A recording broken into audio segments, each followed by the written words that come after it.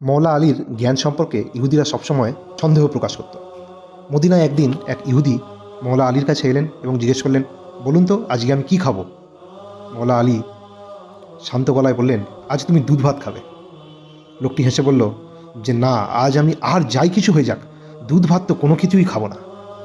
হজরত আলী মুচকি হাসলেন ও বললেন, ইনশাআল্লাহ আজ তুমি দুধ ভাতই খাবে। লোকটা মনে মনে ঠিক করলো, দেখি কেমন করে দুধ ভাত আজকে আমি খাই। সেদিন সে বাড়ি গেল। বাড়িতে গিয়ে স্ত্রীকে বলল, আজকে কী রান্না হয়েছে? স্ত্রী বলল, দুধ ভাত। সে রাগ করলো, বললো, না, দুধ ভাত আমি খাবো না। যাও পাশের বাড়িতে যাও, ওখানে গিয়ে দেখো, ওখান থেকে কিছু খাবার নিয়ে এসো। ওনার স্ত্রী প্রতিবেশীদের বাড়িতে গিয়েও যখন শুনলো যে সেখানেও দুধ ভাত হয়েছে, লোকটি রেগে গেল।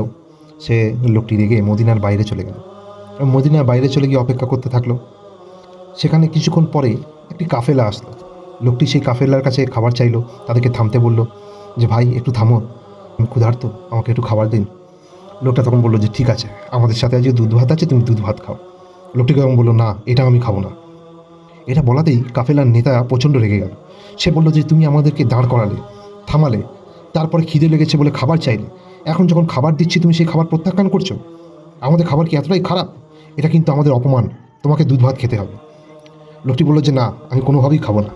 এরপরে সেই কাফেলার লোকেরা মিলে তাকে মারতে মারতে জোর করে দুধ ভাত খাওয়ালো।